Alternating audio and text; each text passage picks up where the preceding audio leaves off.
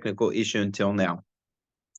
So tonight's shir, whilst usually we look at the weekly parsha through the teachings of Chassidus, tonight we're going to do actually something fascinating. It's based on a shir that I gave this past Shabbos, but then I realized that without the visual aids, it's very difficult to give such a shir, and that shir would be tremendously enhanced with visual aids, which we're going to do tonight.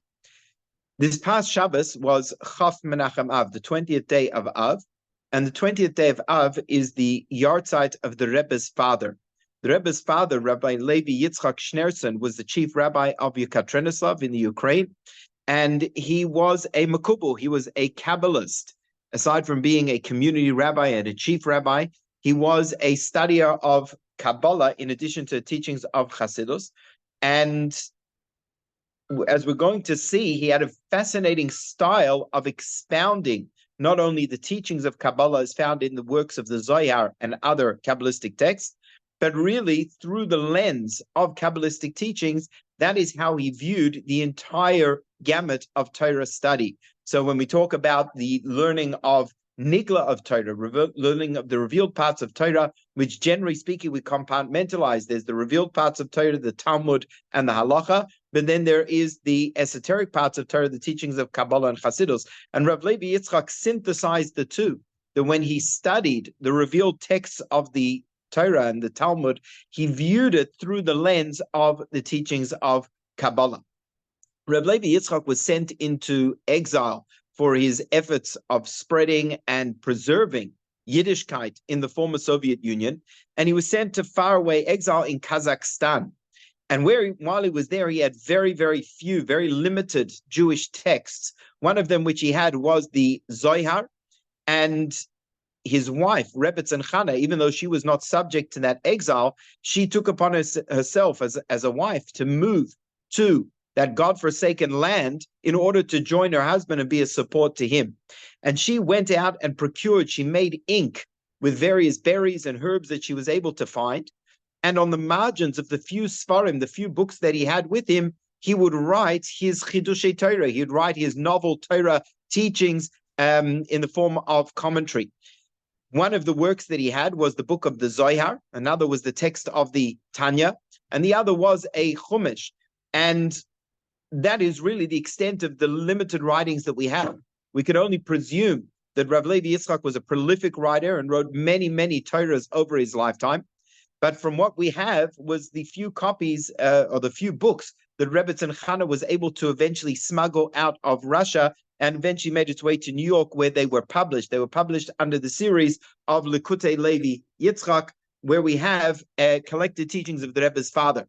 Most of them tend to be on the Zohar. The Zohar is based on the Parshas of the week. But what we're going to look at tonight is the Chidushim and Biurim on the Shas. There is also a collection of writings from Rav Levi Yitzchok, Kabbalistic writings, but on the Talmud, on the Mishnah, and the Gemara. And what we're going to look at tonight is a very famous Gemara. It's a famous Gemara from Masechta Tainis Daf Hey. And we're going to first learn the Gemara together, and then we're going to go on a journey and see how Rav Levi Yitzchok, as a Kabbalist, understands and unpacks and develops, views this Gemara. So I'll bring up the slides on the screen. Please feel free to follow along. It is in Hebrew, but we're going to explain everything as we go. So the Gemara in Masechta Tainis tells us a very interesting story, a famous story, of two of the sages, Rav Nachman and Rav Yitzchak. So the Gemara tells us about Rav Nachman and Rav Yitzchak. They were sitting at a su'uda, they were sitting at a meal together. Amalei Rav Nachman Rabbi Yitzchak, and in the course of this meal, Rav Nachman said to Rabbi Yitzchak, Leimamar milsa, let the master say a word, meaning a Torah thought. Please share a Torah thought with me at this meal. Amalei, so Rabbi Yitzchak responded to Rav Nachman. Hachi Amar Rabbi Yochanan. This is what Rabbi Yochanan said. Rabbi Yochanan was an earlier sage. He was one of the Amoraim in Eretz Yisrael. And this is what Rabbi Yochanan said. Ein mesichin besuda. We do not speak in the middle of a meal. Shemeyaktim kane leveshet. Because if a person speaks during the meal, there is a concern that their kane, their trachea, the windpipe, will come in front of the veshet, which is the food pipe, the esophagus. And as a result, there is a concern that they will thereby choke and come to harm. They will come to danger. So he's effectively saying to Rav Nachman, you want me to say a Dvar Torah, but Ein Masichin Besuda, we don't speak in the middle of the meal. Once they finished the meal, the Gemara tells us, Basar de Sa'ud, after they'd finished eating, Amar Le again, Rav Nachman said to Rabbi Yitzchok, okay, now tell me a Torah. So Rabbi Yitzchok obliged. And he said, Amar Le, Hachi Amar Rabbi Yochanan. It's another teaching from Rabbi Yochanan. And this is what Rabbi Yochanan said. Yaakov Avinu loy meis. Our forefather Yaakov, Jacob, did not pass away. So Rav Nachman asked a question.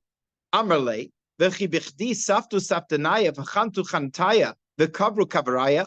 Was it for naught that they eulogized him, that they embalmed him, and they buried him? These are details that the Torah tells us, that after Yaakov passed away in Mitzrayim, in Egypt, he was eulogized, he was embalmed, and eventually he was taken to be buried in Eretz Yisrael. And if all of these things were done, how could you say that Yaakov did not pass away? Amalei, Rabbi Yitzchok responded, Mikra ani doiresh, that yes, those details in the pasuk are problematic, but when I say that Yaakov did not pass away, I am expounding on a Torah verse, Shenema, as it says in the pasuk, Va'ata al tira avdi Yaakov, you do not fear Yaakov, my servant. Nu'um Hashem, says Hashem, Va'al techas Yisrael, and do not be afraid, Yisrael, which is one of the names of Yaakov. Ki hineni moshiacha merachok, I will redeem you from afar, I will save you. Ves aracha me'eretz shivyam, and your descendants from the land of their exile. So this pasuk, which talks about the redemption of Yaakov Avinu, also mentions the redemption of his children from their exiles. Makishu lazari, and so it says Rabbi Yitzchak, we have what is called a hekesh. A hekesh is a juxtaposition, that when we find two ideas brought in the same verse or in the same context, it links the two together that we can compare them. And what do we learn from the fact that this pasuk compares Yaakov to his descendants? Mazare b'chayim, just as his descendants are alive, afhu b'chayim, so too he is alive. And this is the part of the Talmud text that we are going to be focusing on tonight. It's this story of Reb Nachman, Rabbi Yitzchok, sitting at their Suda. Initially, when he is asked to share a word of Torah, Rabbi Yitzchok responds, Ein masichin b'Suda, we don't speak in the meal. And afterwards, he tells him, Yaakov Avinu loy meis, Yaakov, our forefather, did not die. So in order to understand this, Rabbi Levi Yitzchok very stylistically looks at the personalities involved in the stories, whether they're the personalities mentioned in the Zohar or in this case, as mentioned in the Talmudic passage. Because we know that when a person says something, that is an expression of their deeper self. And if we can understand who these characters are, Rav Nachman and Rabbi Yitzchok, in terms of the spheros, in terms of the Kabbalistic energies that they derive from and therefore exude, then we'll be able to unravel and understand what were Rav Nachman and Rabbi Yitzchok doing at the Su'udah together. Why did Chazal highlight a story of these two individuals sitting at the meal? So, says Rabbi Levi Yitzchok, that Nachman, the name Nachman, has the same gematria as Netzach, 148. What does that tell us? That tells us that Rav Nachman is connected to the Sphira of Netzach. Yitzchak, who was the other Amoira at that meal, Yitzchak is connected to the Sphira of Gevura. As we know, that the three Avos, the three forefathers, Abraham serves Hashem with the attribute of Chesed, loving kindness. Yitzchak is associated with the attribute of Gevura, and Yaakov, is, as we will see, is associated with the Sphira of Tiferes. So Yitzchak, Rav Yitzchak, as his name suggests, is associated with the Sphira of Gevura, and Nachman, which has the gematria of Netzach, is the Sphira of Netzach. And the two of these spheres are actually related one to the other, because Netzach actually means victory. It means ambition, or it means victory. Someone who's victorious over their enemies, and Nitzachon means a victory. And victory is associated with Gevura, which means strength. So therefore, we see that Nachman and Yitzchak are coming together over here because they both embody the idea of strength, Netzach being an expression of Gevura. Furthermore, we have the word Netzach and we have the word Metzach. Metzach means a forehead. The only difference is that the Mem is substituted for the Nun. These two letters, Mem and Nun, come one after the other in the Aleph base, and therefore in Kabbalah or in Gematrias are interchangeable. So if we substitute the Nun for the Mem, we have Metzach, which is the forehead, and we're not going to go into the Kabbalistic idea behind this, but he quotes a famous Kabbalistic idea that the forehead, at the seat of the forehead, there are Chavdalad Bate Din, there are 24 courts, 24 courts of judgment. So again, alluding to the idea that Netzach is associated with Gevura because Gevura is the source of judgment.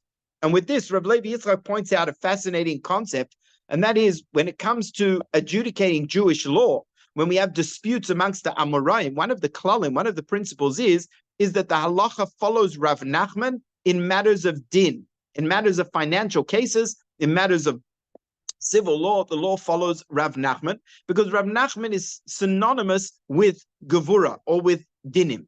So we have Rav Nachman and Rabbi Yitzchok sitting together at the Suda. Both of them are connected to the idea of dinim. Furthermore, says Rav Levi Yitzchok, so we know that Yitzchak, our forefather, composed the tefillah of Mincha. Each of the avos, Chazal tell us that the avos established the three tefillahs that we daven each day. Avram established the tefillah of Shacharis. Yitzchak, as we will see a pasuk, established the tefillah of Mincha. And Yaakov Avinu established the tefillah of Ma'ariv in the evening. So Yitzchak, which is Gevura, is connected to the tefillah of Mincha, which is established by Yitzchak. And in the name Nachman, we also find the letters Mem, Nun, and Ches, which are the primary letters in the word Mincha. Again, showing a connection between Rav Nachman and Rabbi Yitzchak in context of representing the attribute of Gevura. So the Gemara tells us, now that we've linked Rav Nachman and Rabbi Yitzchak, and we can understand why they are sitting together, because both of them, Netzach and Gevura, are intertwined.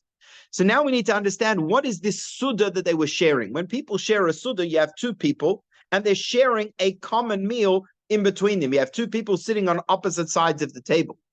So when we talk about the Su'uda that's between Rav Nachman being the Sphira of Netzach and Rabbi Yitzchak being the Sphira of Gevura, that corresponds to the Sphira of Tiferes, because in the diagram of the Sphiros, Tiferes sits in between Netzach and Gevura, and therefore represents the Su'uda which was between Rav Nachman, which is Netzach, and Rabbi Yitzchak, which is Gevura. We know that the Sphira of Tiferes, as I mentioned previously, corresponds to Yaakov Avinu, and Yaakov Avinu is connected to a Suda, connected to eating. And this is a pasuk from the Navi Yeshayahu, which many people have the custom of saying in Kiddush on Shabbos day. V'achalticha nachlas Yaakov Avicha. I will cause you to eat or to consume the inheritance of Yaakov, your father. So this verse, talking about Yaakov, the inheritance of Yaakov, uses the term achila, the term of eating. So this Su'uda, which is an idea of eating, that is between Rav Nachman and Rabbi Yitzchak, is the Sphira of Tiferes, or the attribute of Yaakov Avinu. More specifically, as we see Yaakov is Tiferes, more specifically, we see another connection, is that the Aramaic word for Su'uda, which is used in the Gemara passage, is Su'udasa. Su'udasa means a meal, and the word Su'udasa has the same gematria as Yisrael, 541. Yisrael is the same as Yaakov Avinu. It was one of his two names. Yaakov and Yisrael is the same person. Again, alluding to the fact that this Su'uda between Rav Nachman and Rebbe Yitzchak is connected to the Sphira of Tiferes, or the Su'uda of Yaakov Avinu. More specifically, Rabbi Levi Yitzchok says that this pasuk, based on the Zohar, V'achalticha nachlas Yaakov Avicha, corresponds to the third of the Shabbos meals. Now, if we look at the three Shabbos meals, they correspond to Avram, Yitzchak, and Yaakov. The Friday night meal connected to Avram, Shabbos day, Yitzchak. The third Shabbos meal of all of the meals of Shabbos specifically is connected to Yaakov Avinu. And based on this, the Rebbe's father is Mechadish and suggests that this meal that the Gemara tells us, where the story took place between Rav Nachman and Rabbi Yitzchak, was not just an ordinary meal. It was the Su'uda of Yaakov Avinu, and therefore this was the Su'uda Shlishis, the third meal, which takes place on Shabbos afternoon. And what's unique about the time of Shabbos afternoon, as we know that Shabbos kind of reaches its crescendo in a spiritual sense on Shabbos afternoon, that it is the loftiest point of Shabbos when the greatest godly revelations take place. And that's why in Mincha on Shabbos afternoon, we say a pasuk from Tehillim, Va'ani svilasi, that when I pray, L'cha Hashem, to you Hashem, Eis Rotzain, at an auspicious time. And the reason we say this pasuk at Mincha on Shabbos afternoon is because Mincha on Shabbos afternoon is an Eis Rotzain. It's an auspicious time. It's a time when the Rotzain, where the will of God is revealed, or as we refer to in Kabbalah, the Sphira of Keser. The Sphira of Keser represents the loftiest of godly revelations, and that is like in a person's will, a person's Rotzain, their desires, which is beyond their rational intellect. So too, that is what is manifest on Shabbos afternoon, and that is why we refer to this as an Eis Rotzain. And what did they do at this meal? So we've now established the Rav Nachman and Rabbi Yitzchok, who have a commonality between them, and that they're both connected to Gevura or Netzach. We're eating at a meal, which is the meal of Yaakov Avinu, the Suda Shlishis. And Rav Nachman asked Rabbi Yitzchak to say a milsa, leimamar milsa, to say a word of Torah. Pirkei Avos tells us that a person should always share words of Torah at a meal when they eat in the company of others. If you have three people eating at the same table, and they do not share words of Torah, it's as though they have eaten from the offerings to the dead. So whenever Jews sit together to eat, there should always be a Dvar Torah, there should always be words of Torah. And so therefore, Rav Nachman asked Rabbi Yitzchok to share a Dvar Torah. And if that is true with every meal, which includes the meals that we eat on a weekday, that is certainly true on Shabbos, because Shabbos is a day which is synonymous with Torah.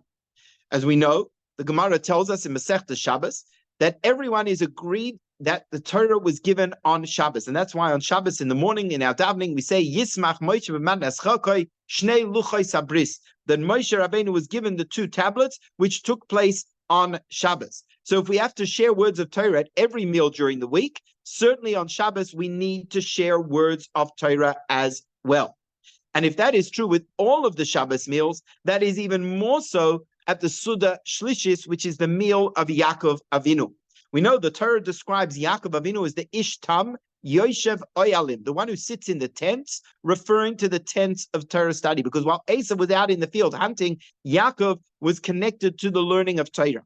And we know that the Sphira that is associated with Torah is the Sphira of Tiferes, which is the third Sphira. That's why the Torah was given in the third month, the month of Sivan.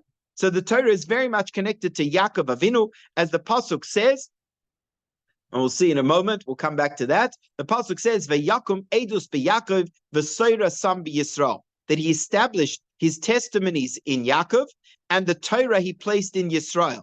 Yisrael is another name for Yaakov, so we see that Yaakov and Yisrael is synonymous with Torah, and therefore the third Shabbos meal, which is the meal of Yaakov, V'achalticha nachlas Yaakov avicha, certainly words of Torah should be shared.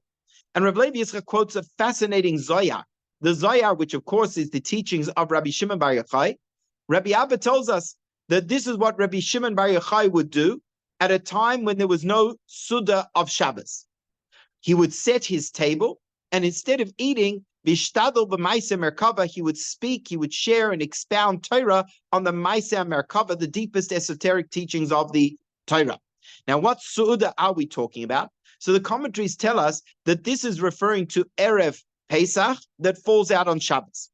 When Erev Pesach falls out on Shabbos, we have a problem with the Shalosh Shudas, because on Erev Pesach, from the morning, we are not allowed to eat matzah, and from midday onwards, we are not allowed to eat chametz, or a couple of hours before that. So how does one make a Shalosh Shudas? And there's lots of different ideas in the Paskim how we make Shalosh Shudas, but one of the ways based on this Zohar is that in that case, we cannot make a Shalosh Shudas, and instead we share words of Torah. The one could be Yartzeit, the Shalosh Shudas, the third Shabbos meal, by sharing teachings of Torah, particularly the esoteric teachings of Torah. And therefore, it was most appropriate that at this Su'udah, this meal of Rav Nachman and Rabbi Yitzchok, which was the Shalosh Shudas, the third Shabbos meal, it was most appropriate that words of Torah should be said, and therefore Rav Nachman asked Rabbi Yitzchok to share a word of Torah. So what is the Torah that he shares? He shares a teaching of Rebbe Yochanan, but in fact, this is not really said as a Torah teaching. it's excusing himself, saying that we are not supposed to talk in the middle of the meal because a person could come to harm. But the truth is, as we will see, that too is a teaching of Torah. It's a halachic ruling. The one has to protect their health and therefore should not speak in the meal. He deliberately quotes this teaching in the name of Rabbi Yochanan. And again, as Rabbi Levi Yitzchok does, each Tana or each Amoira, what they say is reflective of their spiritual source, the spiritual source of their soul. Whereas Rav Nachman as the Gematria Netzach is connected to the sphere of Netzach, and Rabbi Yitzchok is connected to the sphere of Gvura.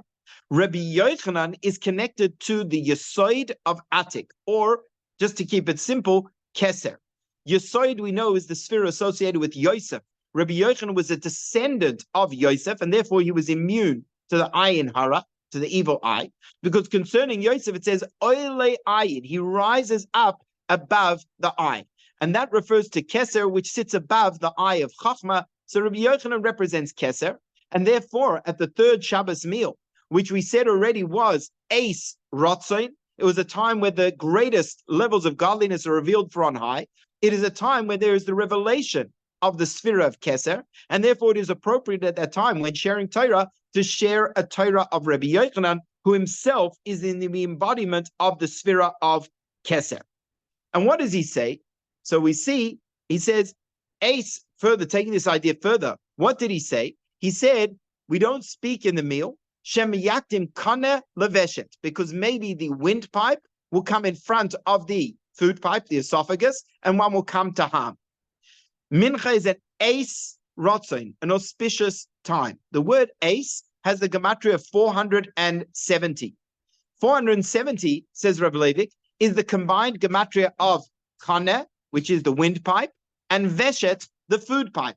So the Torah that Rabbi Yitzchok shares at this time in the name of Rabbi Yochanan is about the throat, about the windpipe and the food pipe, and that takes place at the Eis Rotzoin of Mincha.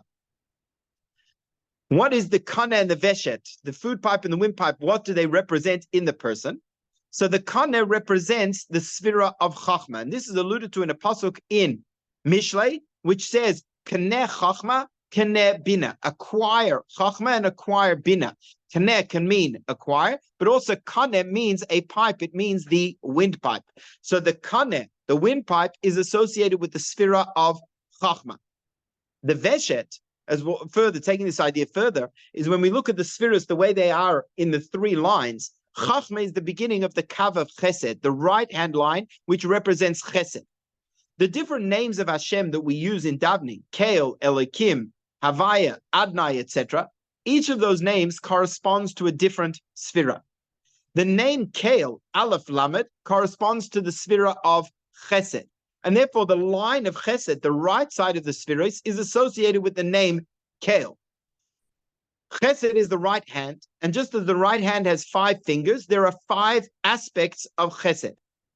Chesed is Kael, so 5 times Kael, Aleph Lamed, which is 31, comes to 155, which is the same gematria as Kana.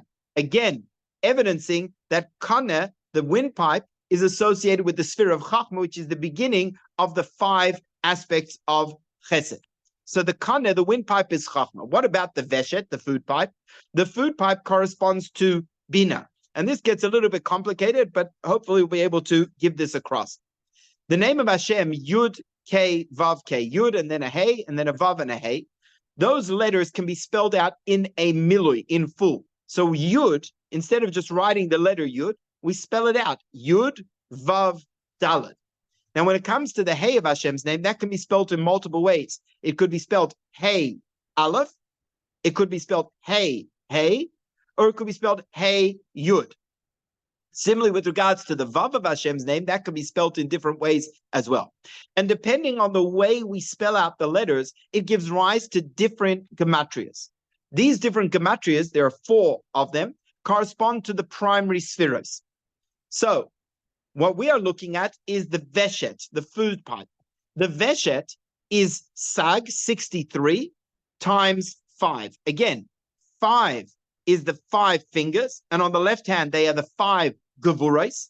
Bina is the source of the left line, the left column of Sfiros, which is Gevura, and therefore is associated with Sag, as we'll see in a moment, 63. 63 times 5 is the gematria 315, which is the gematria of Veshet, the food pipe. Now, why is Bin associated with 63? So as I mentioned, the computations of the calculations when we spell Hashem's name out in full. So if you look at the left of your screen, Yud is Yud Vav Daled, right?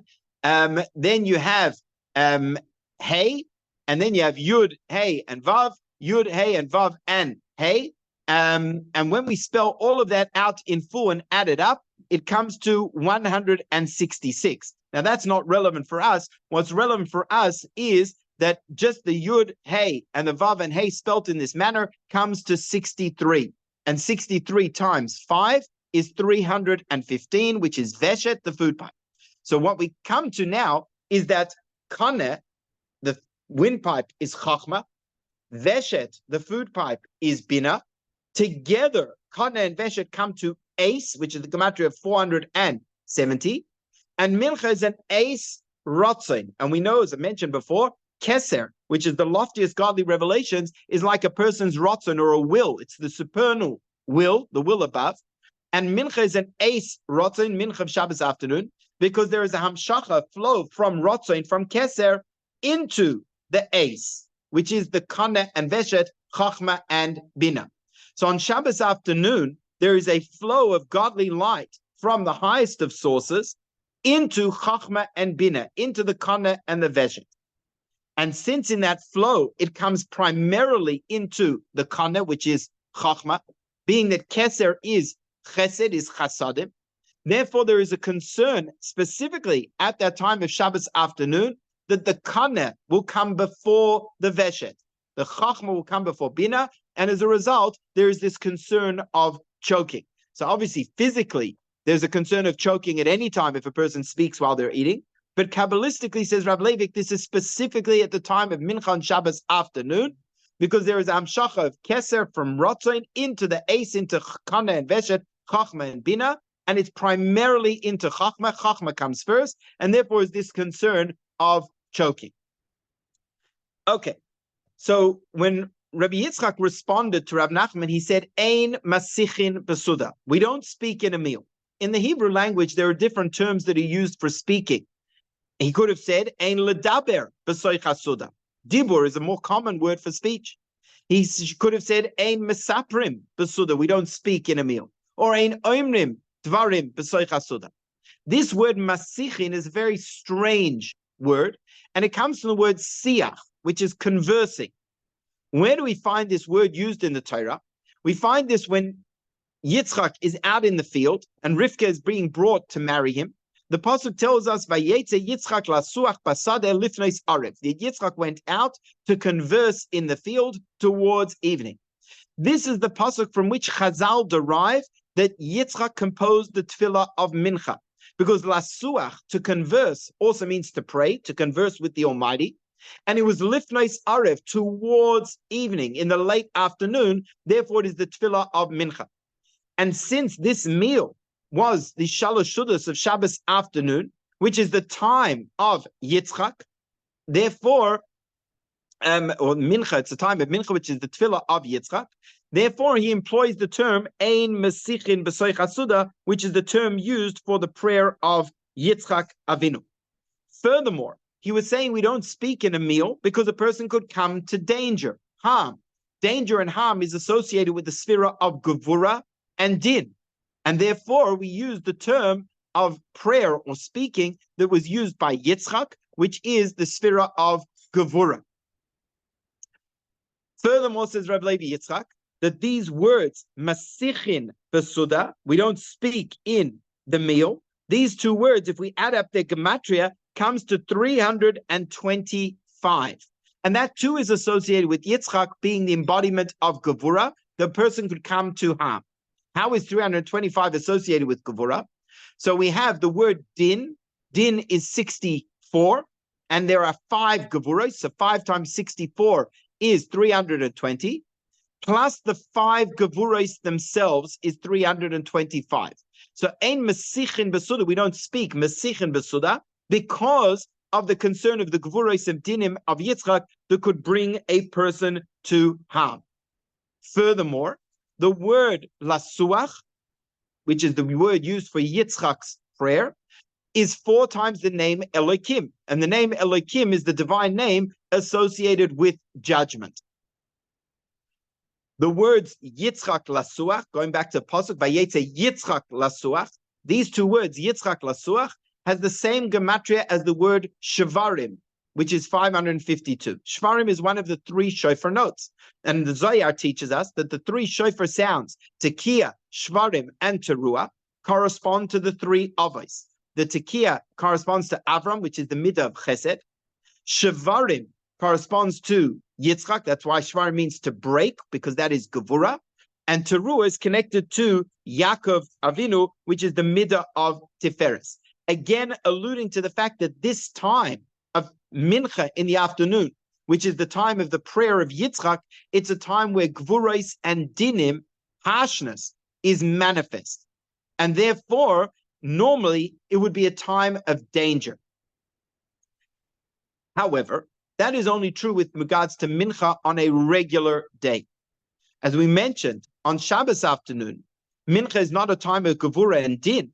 On the contrary, Mincha is an Eis Rotzon. It's an auspicious time where there's the revelation of Keser, which is the ultimate paradigm of kindness. So therefore, when it comes to Shabbos afternoon, we say, Ein Mesichin Besuda. The words Mesichin Besuda, as we saw before, has the gematria of 325, which is Gevuros.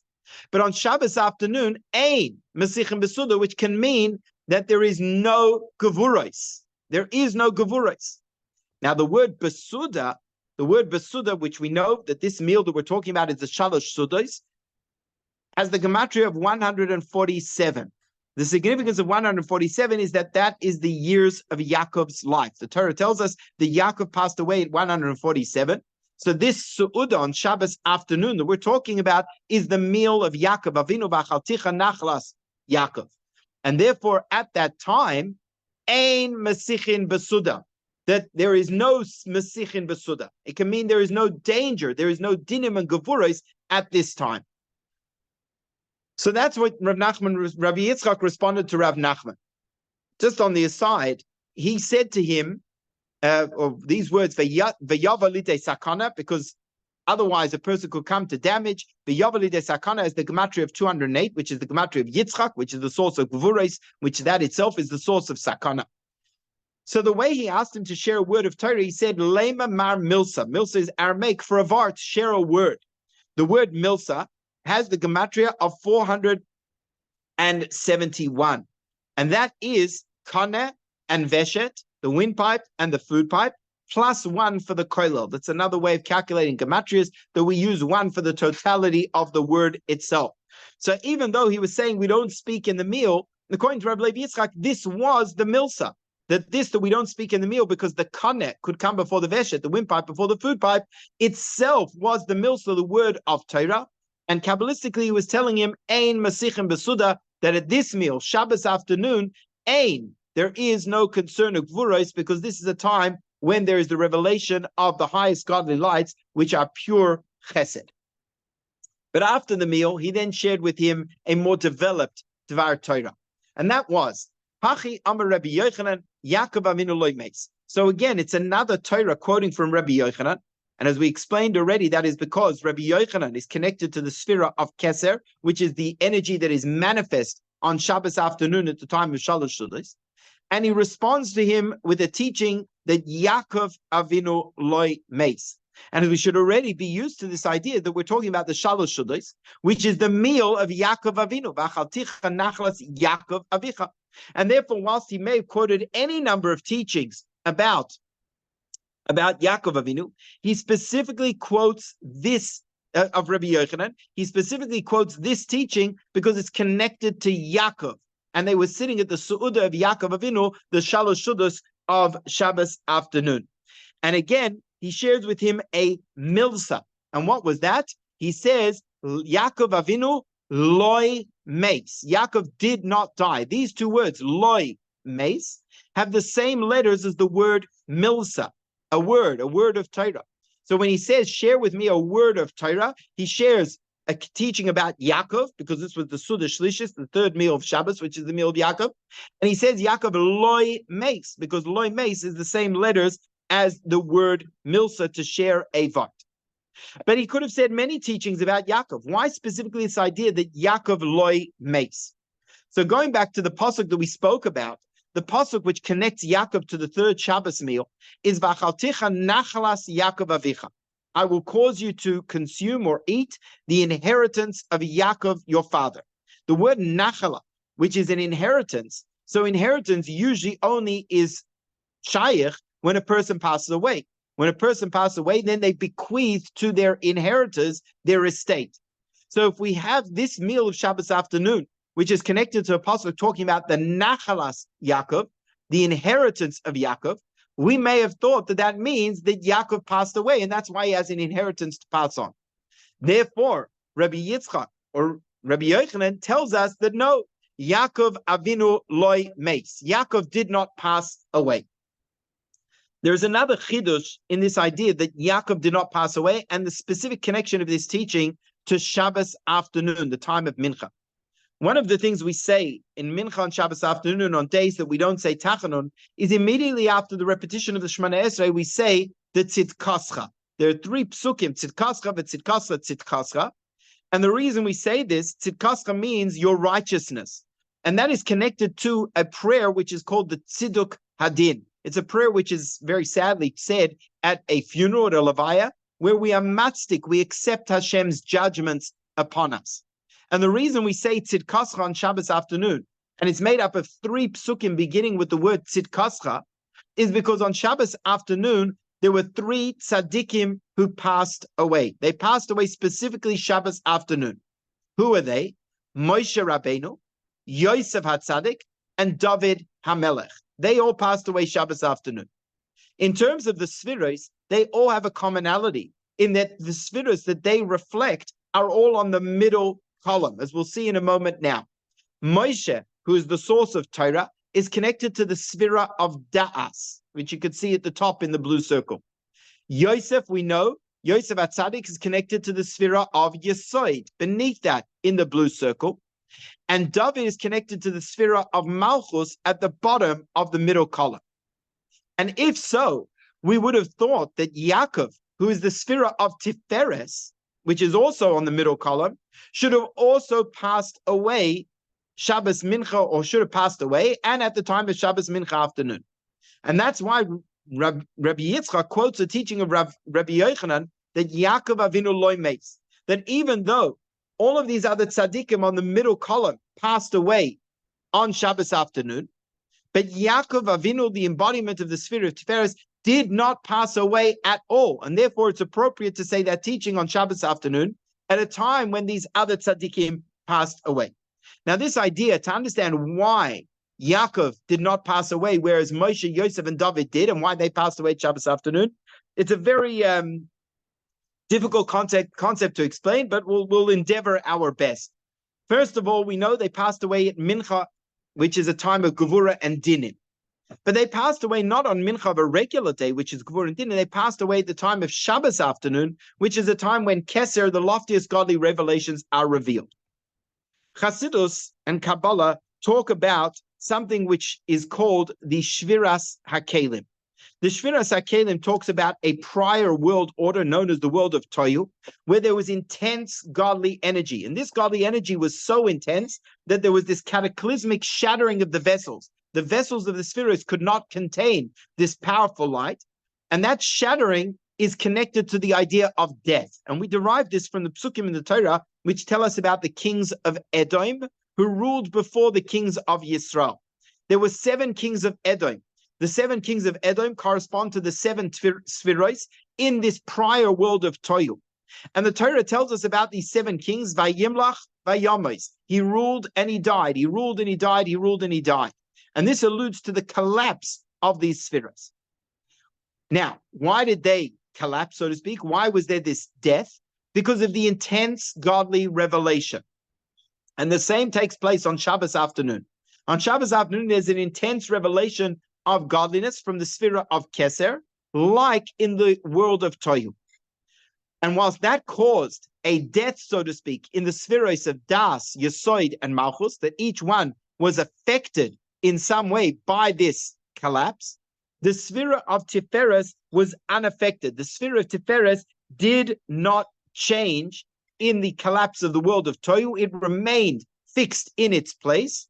And so too, at a time when there is a revelation of the sphere of Keser on Shabbos afternoon, whereas Moshe, Yosef, and David, the spheres of Das, Yesod, and Malchus, have their death, have their collapse, the sphere of Tiferes remains in its place. And that's why the Torah that Rabbi Yitzchok shares at Shabbos afternoon is Yaakov Avinu Lo Meis. That we would have thought that Yaakov, like the other spheres on the middle column, Moshe, Yosef, and David, would have died.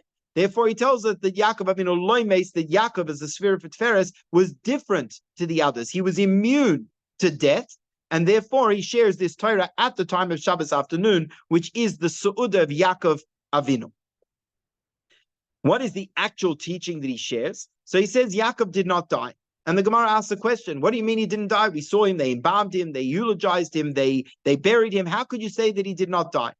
So he says, well, actually, before we get there, share something fascinating. These three tzaddikim who passed away on Shabbos afternoon, who we mention, when we have in mind when we say Tzidkascha, were Moshe, Yosef, and David. If we take the gematria of these three names together, it comes to 515. 515 is 5 times the word mincha. They all passed away at the time of mincha. But why 5 times? So mincha means the prayer of mincha, but mincha also refers to the flour offerings in the Beis HaMikdash. And there were 5 types of flour offerings, depending how the flour was cooked or boiled or fried, baked. There were 5 different types. So 5 times mincha is 515. It's the gematria of Moshe, Yosef, and David, these 3 tzaddikim who passed away at the time of mincha. Furthermore, says Rabbi Levi Yitzchok, that Yitzchak and Rivka, Yitzchak and his soulmate, Rivka Imenu, if we take the combined gematrias of their names, Yitzchak and Rivka, comes to the same gematria of 515. And that is because mincha is the tefillah of Yitzchak. Vayetze Yitzchak lasuach, Basadi Yitzchak went out to pray towards evening in the field. It's a time of kvuros and dinim. And therefore, at the time of mincha, which is the tefillah of Yitzchak, Moshe, Yosef, and David passed away. They come to the gematria of 515, which is the time of Yitzchak and Rivka, which is the gematria of 515 as well. So, in answering the question, unfortunately, I actually don't have the slide over here, but we'll share it outside. So, the Torah he then shares in response that, what do you mean? We saw them embalm him, they eulogized him, they buried him. He says, I'm expounding a pasuk. The pasuk says, Va'ata al tira abdi Yaakov, do not be afraid, my servant Yaakov.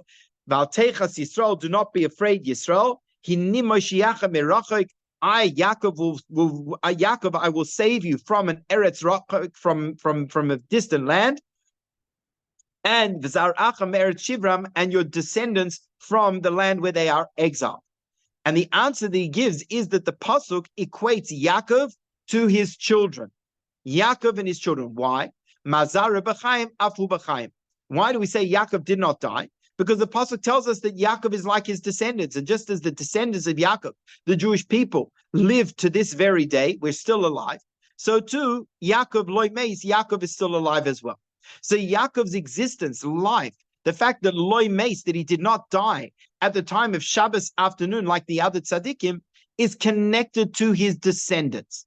And with this, Rabbi Levi Yitzchok, and we'll conclude with this, shares a fascinating idea.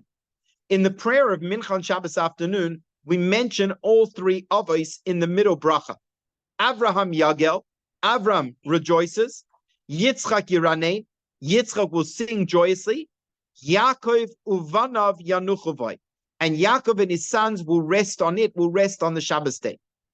When we mention Avram, we say Avram Yagel, we don't mention Avram's descendants, his children. When we mention Yitzchak Yiranein, we don't mention Yitzchak's descendants, his children. But when we mention Yaakov, we say Yaakov Ubanav, Yaakov and his children, Yanuchavoi will rest. Because, says Rebbe Levi Yitzchok, the reason Yaakov did not pass away, that's the Torah that Rabbi Yitzchok shared at the Shalosh Sudas, the time of Yaakov's Suda, Yaakov Avinu Lo Meis, is because Mazare B'chaim Afu B'chaim. He is intertwined with his descendants, and just as descendants live, so too he is alive as well. And therefore, when we're highlighting on Shabbos afternoon that Yaakov Avinu loy meis, that Yaakov did not pass away, we mention his children as well, because that's the limud of the Gemara. Yaakov ubanav yanuchu voy, that Mazare B'chaim Afu B'chaim. So that really concludes the first part of the teaching. The truth is, it's an unbelievable teaching, this teaching of Rabbi Levi Yitzchok. It goes for 29 pages. We've only gone through 5 of these pages. He continues on to expound the Gemara, but we'll have to leave that for another time because, of course, time is always the enemy. But what do we take from this? So, as I mentioned last week at a shir in the Rebbe's father's writing, is aside from seeing the wondrousness of Rebbe Levi's teachings, what we see is that was not limited to the study of Kabbalah. He didn't keep his esoteric view and his view of looking at things through the teaching of Kabbalah just when he was studying Pnimius HaTorah. But when he was learning the revealed parts of Torah, he looked at it through that same lens, fusing the revealed part of Torah, the Nigla, with the Pnimius, with the hidden dimension of Torah. And that was very much the approach of the Rebbe. And in fact, that was why the Rebbe Rashab established the yeshiva of Tomchei Tmimim, to be a yeshiva where not only would they learn the revealed part of Torah, the Talmud, and Chassidus, the Pnimis HaTorah, but in a way of Torah Achas, that they are inseparable. They are fused together as one.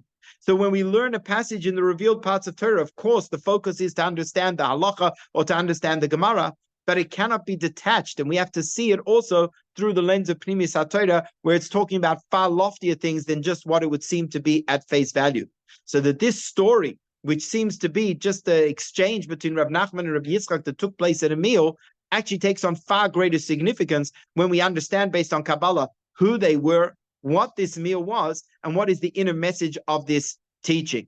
So Be'ezras Hashem, in the schus of us learning the teachings of Rebbe Levi Yitzchok in honor of his 80th Yartzeit, which was 2 days ago on Shabbos, schus yagen aleinu, may his merits stand for us and bring us brachas, bring us blessings, and may we have the ultimate su'udah, the ultimate feast, the ultimate banquet, which will be the su'udah of the Leviyasan, the meal at the times of Mashiach. As we say, that will be a Yom Shekulei Shabbos, a time which is always Shabbos. And more specifically, Chassidus tells us that on Shabbos afternoon, when this lofty godly revelation is revealed, it is a time where we have a taste of the ultimate redemption. It's a time when we have a taste of the revelation that will be in the times of Mashiach, and therefore really the times of Mashiach are like the time of Shalosh Shudas, the meal of Yaakov Avinu.